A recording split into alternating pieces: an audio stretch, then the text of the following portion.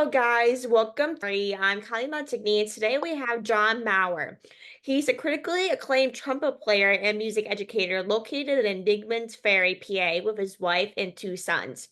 He has traveled, taught, and performed all throughout North America, including various venues, including the Arizona Biltmore, the Bryce Jordan Center, the Lincoln Center, Tully Hall, PPL Center, Kimmel Center for the Performing Arts, Curtis Institute of Music Center in Alberta, Canada.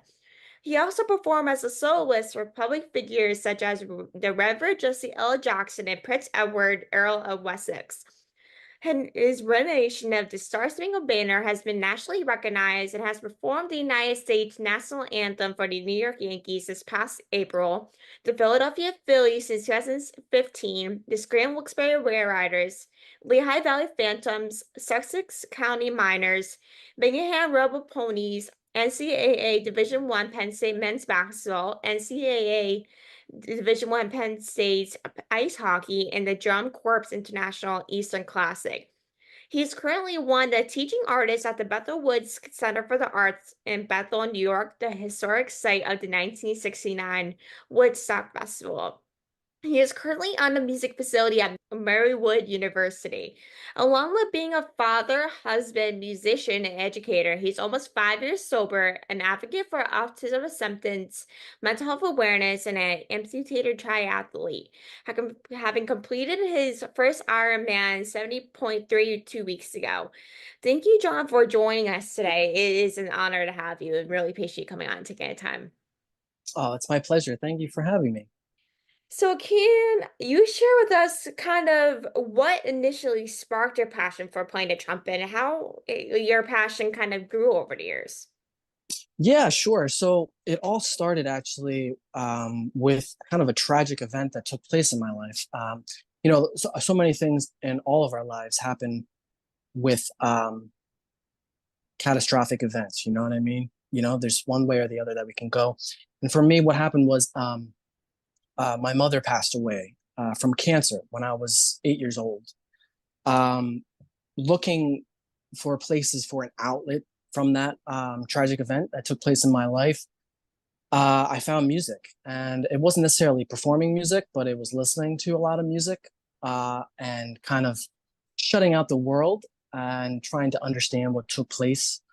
Um, and the year after that, I was 9. I was able to pick an instrument in the school band. I was in 4th grade. And it just so happens that we had an assembly to like where we could like with different instruments, and in this assembly with the different instruments, the band director at the time would play each instrument, and he would play a little jingle, a little tune for each instrument. And it just so happens that when he picked the trumpet up to play a certain song, a certain tune, he played the theme from Star Wars. And as it turns out, I was a huge Star Wars fan. I still am. I'm a huge Star Wars nerd. And I was like, wow, you can play the theme from Star Wars on the trumpet? This is incredible. So I picked the trumpet. And the rest is history, I guess you can say. That kind of initially started me on the trumpet. I was able to then use the trumpet as an outlet for myself, for expression. Through what I was dealing with through my life, growing up right outside Philadelphia in Upper Darby, Pennsylvania. It was kind of like, a semi poor, financially poor household, single father now, raising myself and my younger sister. And, it was my way to kind of express myself. Now, I would be kind of remiss, though, if I didn't mention throughout my schooling, my spark wouldn't have continued with music and trumpet if I didn't have really like important figures in my life concerning like music education. So music teachers and my band directors. My first band director that I mentioned that played the trumpet, that did the assembly, my elementary band director, his name was Brad Shaner. He also passed away a couple of years ago, actually from cancer as well. But he had such an impact on me, starting out as a little guy and then going to middle school with Tim Blessington, who was another important figure in my life when it comes to music education, and a music teacher and a band director. And then going to high school, having Jason Merzak and Chad Hunter, and then also starting private lessons with the gentleman named Larry Davidson, who I would take private lessons with I think it was once a week, every evening in his home. And he was so great. He made the trumpet like just so much better, that so much more um, cooler. Like what you could do as a trumpet performer and a music educator. And he kind of struck that spark with me on like how I can not only teach music and be a music teacher, because that was kind of always in the back of my mind through my other band directors, but also to perform. Mhm. And like giving me like different recordings of like maybe Clifford Brown or Louis Armstrong, Miles Davis, Doc Severinsen, Nicholas Payton, Maurice Andre, different recordings, and just kind of making it that much better and that much more of a way for me to kind of express myself.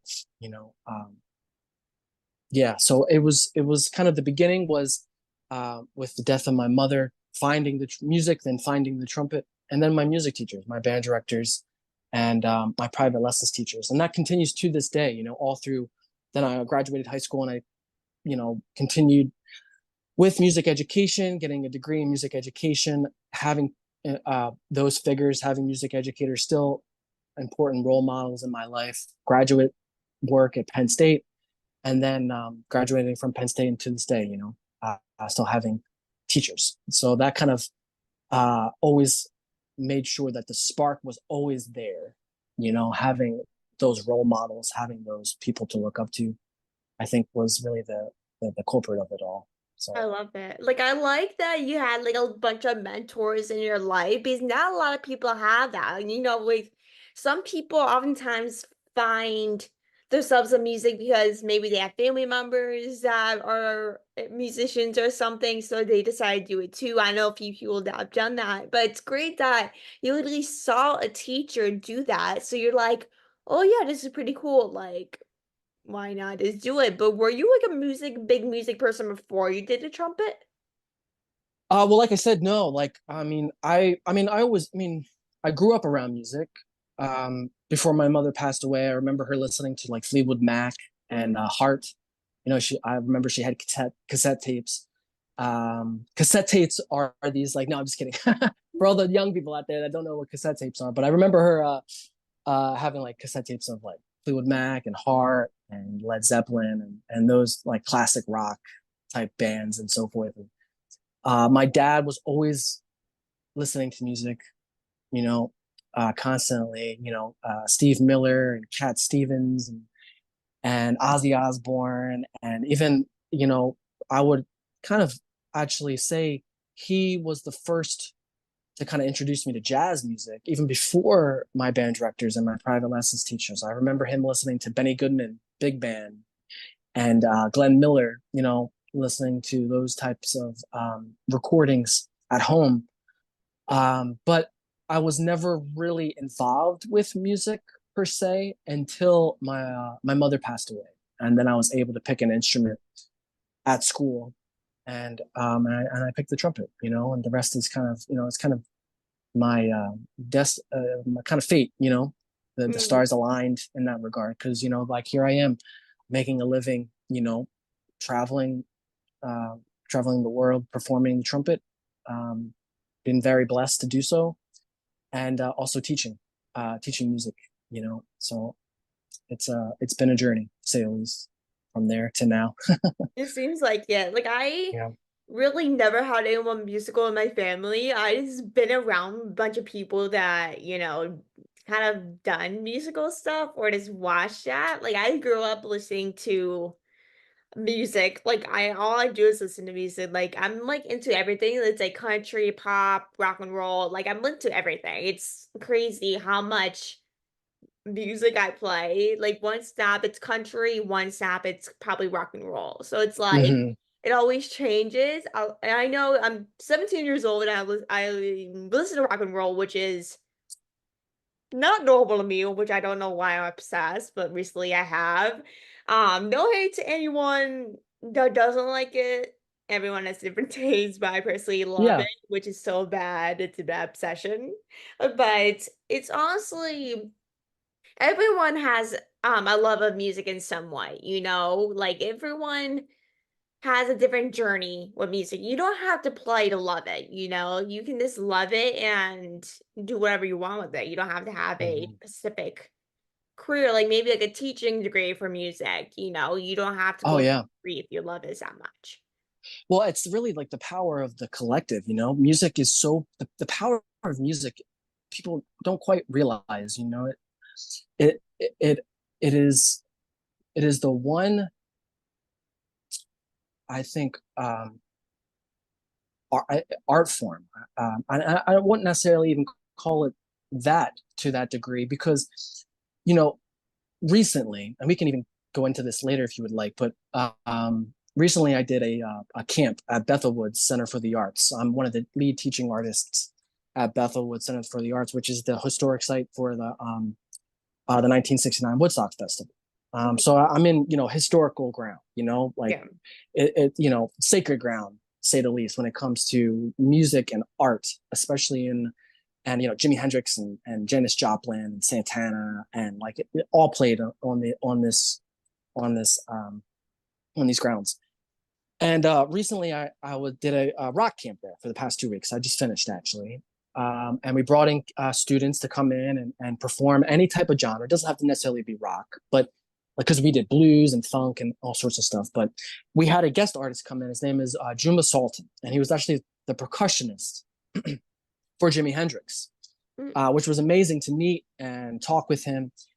And one thing that really struck with me was how there at Woodstock, you know, there was no agenda besides bringing people together, mm, you know, for the love of music and just the love of the collective.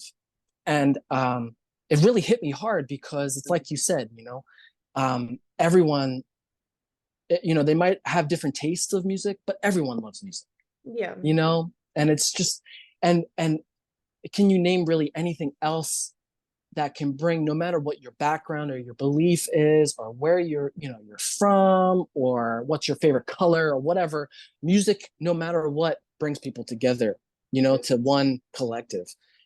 Because music kind of expresses that, like, you know, we all experience this thing of life, we all go through these different emotions, and we're all in this thing together, you know. And it really hit me hard, you know. You know, it's just like that happened, you know, last week, and I'm still learning this, you know. Like I've been playing music since you know, like I said, I was 8 or 9 years old. So it's like you said, it's so powerful, you know, and it's a great reminder of that. So yeah, It no matter how can. old or how young you are, there's always that power of music, and that's there's always this, like, we're going through this thing together, you know. The So best thing about music is that everything is different and it can help you connect with your emotions. That's oh, what most definitely.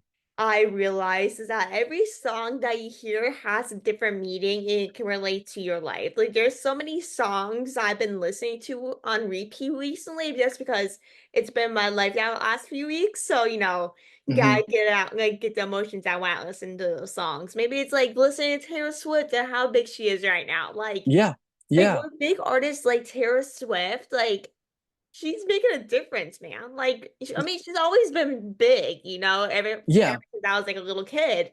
But right now, ever since she started dating Travis Kelsey, I'm like, man, like she's just on fire right now. Like, what else can we say? Yeah. Like, either Yeah. love or hate Taylor Swift.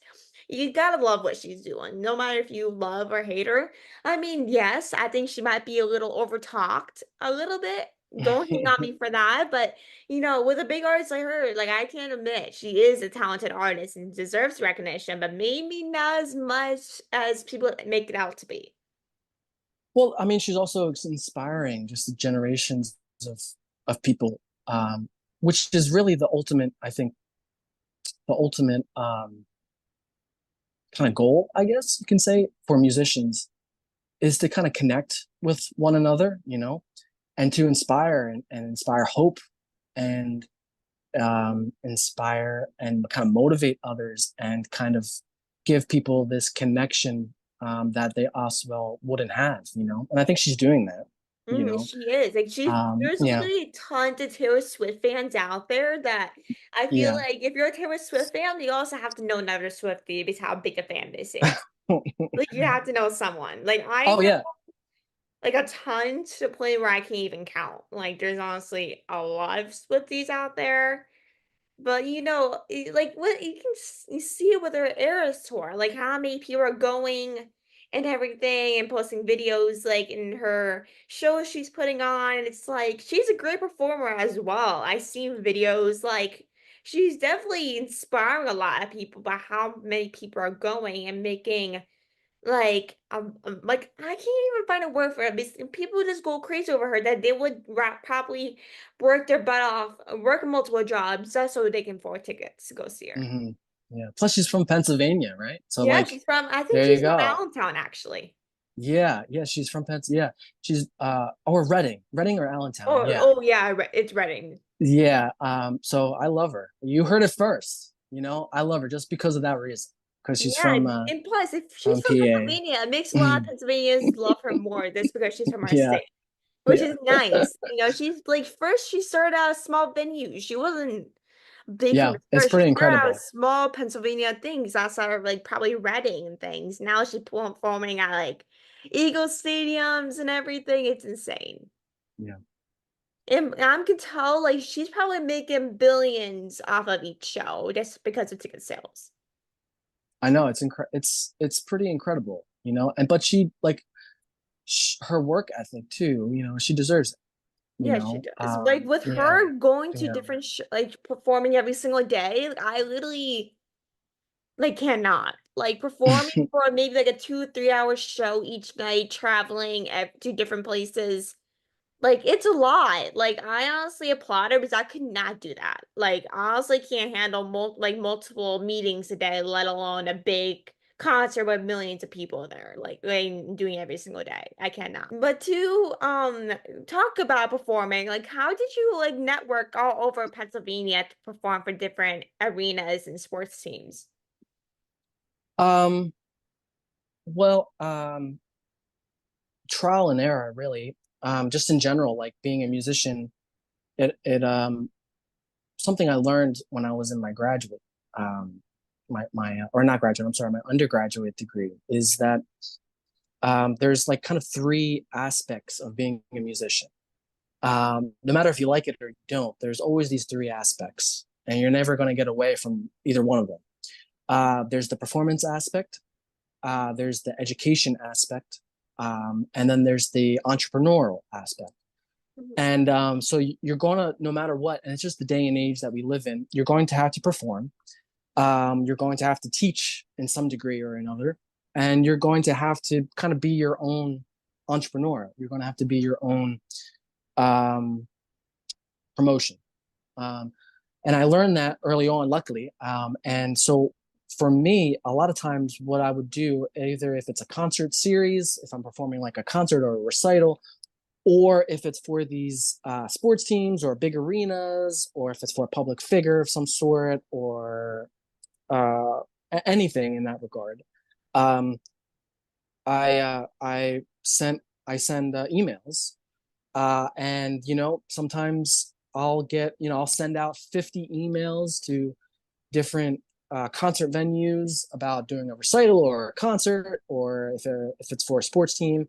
And I'll send these emails with all my information, like my website and my social media accounts now, and different recordings or YouTube videos.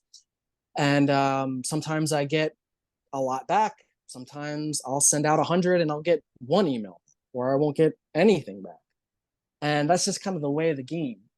So what I learned was just trial and error, just kind of sending and promoting myself, and then also calling, getting phone calls like once a week, just kind of following up on different things. So with performing for sports arenas and sports teams, it all started in 2015, where the Philadelphia Phillies reached out to me.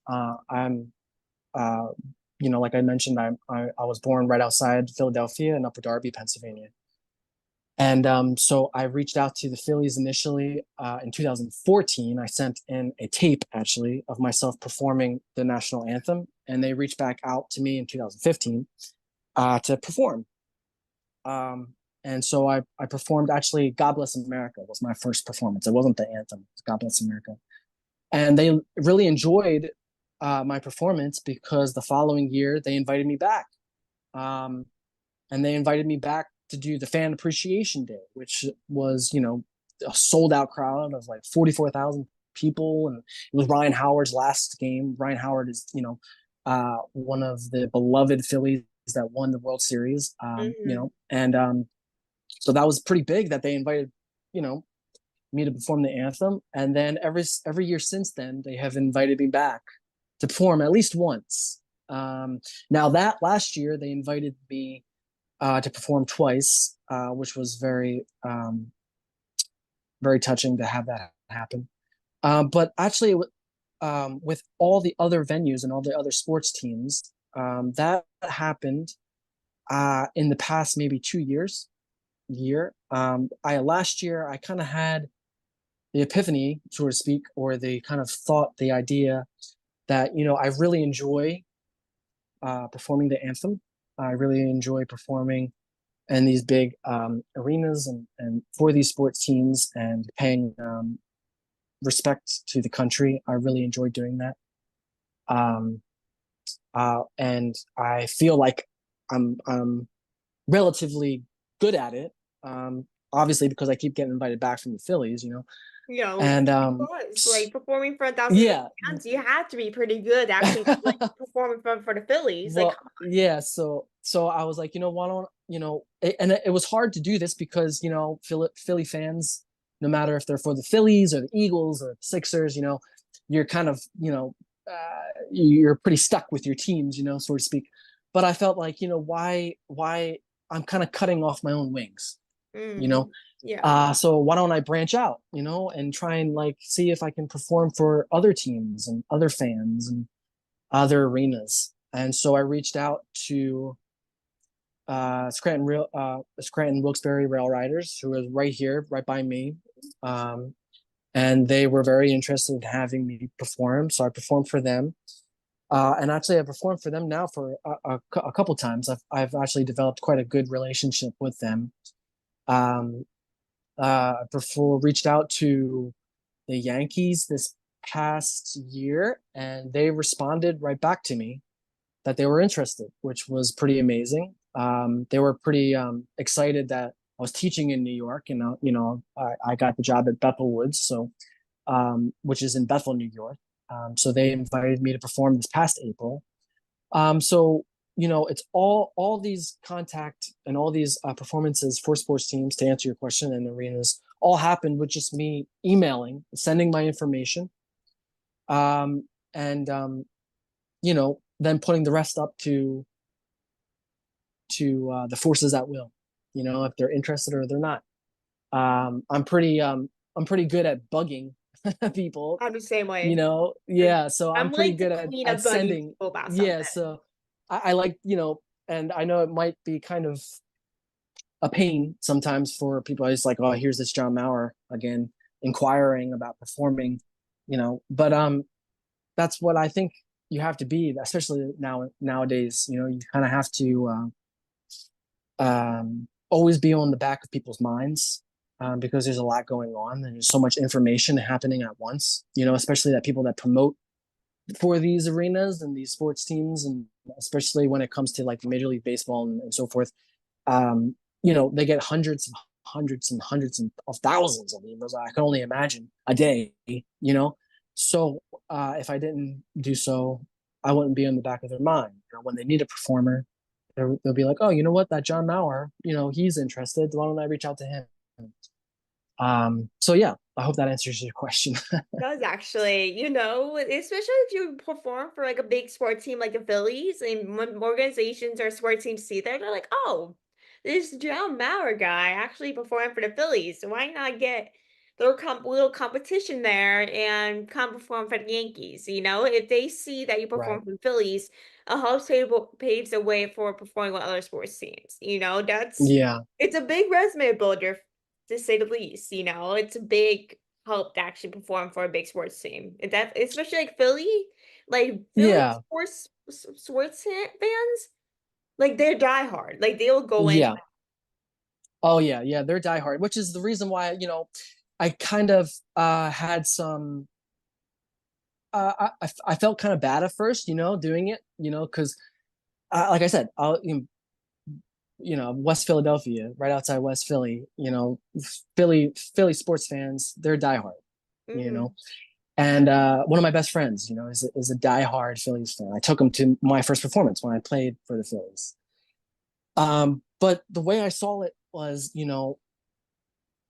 I gotta kind of spread my wings and fly a little bit. You know what I mean? And everybody deserves a performance. Everybody deserves the anthem.